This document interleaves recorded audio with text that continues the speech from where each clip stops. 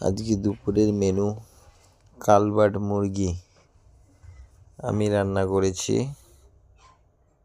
দেখো, ম্যাগনেট করে রেখে দিলাম প্রথমে,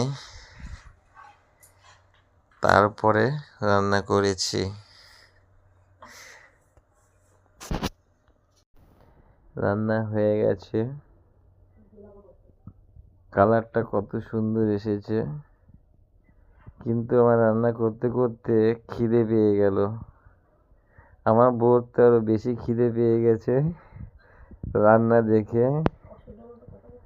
আসলে বহু বছর পর রেঁধেছি তো, 15 বছর পর রেঁধেছি, তাই ওর রান্না দেখে খুব খিদে পেয়ে গেছে।